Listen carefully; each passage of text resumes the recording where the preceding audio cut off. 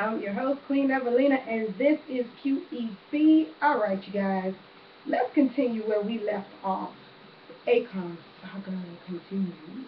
Okay, so I'm back in Orlando now.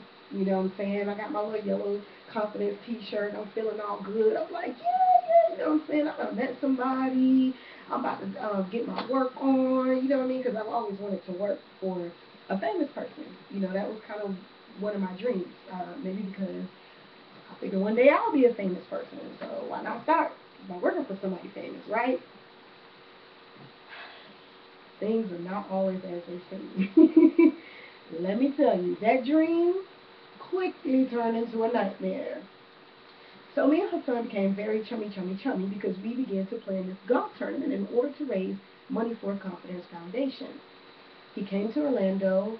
I was able to meet Akon's father because during that time, his father, More Chunk, was the person in charge of the foundation. At some point, the chain of command changed over to his mother, Kine. She began to start, running the foundation. But not before they actually canceled my golf tournament. That was a sad day for me. A really, really sad day because that was money that I was counting on. If you remember, because of this stupid t-shirt and me being all crazy about it,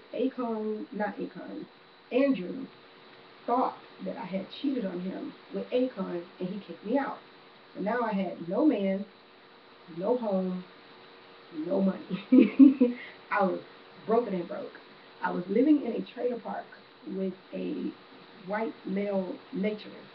And for those who don't know what a naturist is, that's someone who doesn't wear clothes when they're inside of the house. I'm actually a naturist myself, so it kind of worked out. I was taking care, of him, and I know what you guys are thinking. There was nothing sexual going on between me and this 60-year, old man. We just happened to share a similar lifestyle. And I took care of him, he took care of me. I didn't have to pay for food, for any living expenses, for anything. It was perfect. I had, access to a computer, pretty much that, everything it is that I wanted. I had. His name was Richard, and I will never, ever forget Richard because I didn't have anybody at that time. And the only person I had was Richard. I was in Orlando with Andrew. Andrew was all that I knew in Orlando. No family there. No family. So all I was really dependent on was getting this money out of this golf tournament so that I can get my life back together and get my business back on track. And who knows, maybe, I would have met somebody else.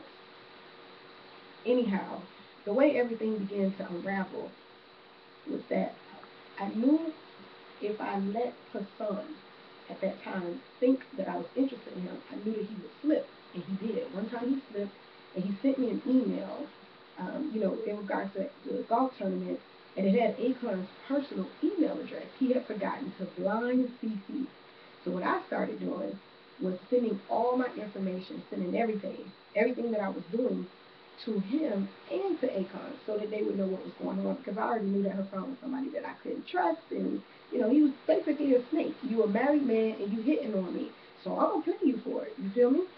So anyhow, he was sending all the information back to the organization, taking my logo off of my information and my stuff, and he was basically taking credit for my work. So when things changed from the dad over to the mom, they had to investigate the entire situation, which meant now I was called to Atlanta to speak with the board and find out exactly what was going on with this golf tournament and whether or not they should keep or, just kill the whole idea. Well, it wasn't just that they decided to kill the whole idea. I came to Atlanta, um, talked to the board, met with the board, but this is something that I always was upset about. They never gave me a chance to tell my side of the story. So Hassan basically went in there and just slandered my name and slandered my company and everything like that. The mom promised me, there was two things that she promised me that she did not make good on. She promised me to give me the money, the retainer, which was $2,500. I only got $1,000 once I came, to Atlanta.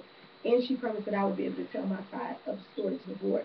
You would have thought at that point that I knew that this lady could not be trusted and that she was not my family and she was not my friend. And see, earlier on, she had given me money to get business cards for my business. So me still grieving over my mother, me, not really having anything, no friends, no nobody at that time. It was easy to take advantage of me at that point. And that was the beginning of her taking advantage of me. So we don't talk about that though. We don't get to that part. So anyhow, back to Akon. So nonetheless, they killed the golf tournament. I was devastated because I had no idea what I was going to do at that point for money because I was not working. I just had my business. That's what I was doing. That was what I know for the last few years. I had been working for myself. Not that I couldn't work for nobody else, but if you're an entrepreneur and you're watching this and you know what it's like to work for yourself and then have to go and work for somebody else, it's no fun. So, I told the mom, what happened and everything like that, and she supposedly felt bad and guilty for the way things went. So she invited me to Atlanta. So I didn't get on her about the other $1,500 that she still owes me for the work that I, in fact, did for her foundation. Instead, I came here because she offered me a job. Job. And I'm doing air quotes on job because at that time, that's what I thought that it was. It took me a while to realize the reason that I was truly invited to Atlanta to work was for them to keep their eye on me and make sure that I did not go to the tabloids or go anywhere to tell what actually happened and what went down. I still got the documentation for everything that went down. Like, just, in case y'all watching, so that I do have proof of everything that actually happened and what went down and what was promised to me and everything like that. But nonetheless, we're going to continue with Akon. Because remember, I had never really met Akon yet. I was only really meeting all of his people at this point in time. Finally, they opened up the office. They opened up the office. Everybody knows the headquarters is in Buckhead. They opened up the office, and I started working, at the office. Again, me being so naive and so nice and sweet, you really get to know me. I have like the biggest heart in the whole wide world. I'm still thinking my dream is coming true. You know what I'm saying? God done put me in the right place. There was a charity here, there was a clothing line there was a record label. Like, this was like, wow, everything I had ever wanted. Like, whoa, okay, can't lie, this is where I belong. The office opened on March 10th, which was a week after my birthday, because my birthday is March the 3rd. That was the very first time that I had ever met Akon face to face. I can't even tell you what he was wearing that day. He had on a peach jacket, like it was a convict clothing jacket. It was like a peachy, orangey colored jacket. And I think he either had on black or blue jeans or whatever. And I remember saying to him, "It's my birthday, and my birthday was, last week or whatever, and you weren't here." And he was like, yeah, kind of like he didn't care. So, I kind of got mad because I remember I'm the queen, and I'm still kind of like, who is this Akon person? And like, really, I feel like, who is this dude? Why is everybody making such a big deal out of him? I still, didn't really know who he was. So anyhow, I caught myself storming out the door, but he grabbed me and like hugged me or whatever from behind. So that was the first time that we had ever really like interacted. And so I was like, oh, okay, what I'm saying? Akon, he's a cool dude, and it's always good to have a cool boss. It's always good to have a cool boss, right? Well, much of my interactions with Akon was like that. He's very, very, very affectionate, and he's hilarious. He's like real, humorous. um, I told Akon that I used to live in the city of South Miami, and I found out that they used to live in the city of South Miami.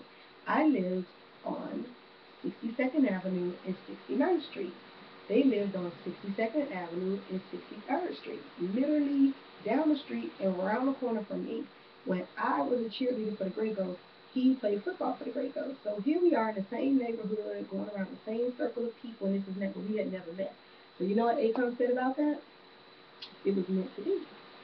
It was meant to be for me to be in Atlanta and to be there working and doing everything that I was. And I really did believe that at that time.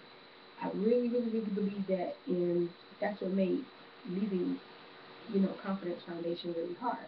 When Akon was there, it was really, really, really good. He was always sweet, always messing with me, trying to give me massages and trying to make me, feel real comfortable and stuff like that. But his mom was horrible, you know, to me. You know, she treated me like a stepchild, pretty much. And his wife, hated me because she thought that I wanted to have his baby. And we're going to talk about that. We're going to go into the whole Rosamond story and how it connects to Akon, so you guys will know. But it was hard. You know, being there was hard because I wanted to raise money, you know, for the kids.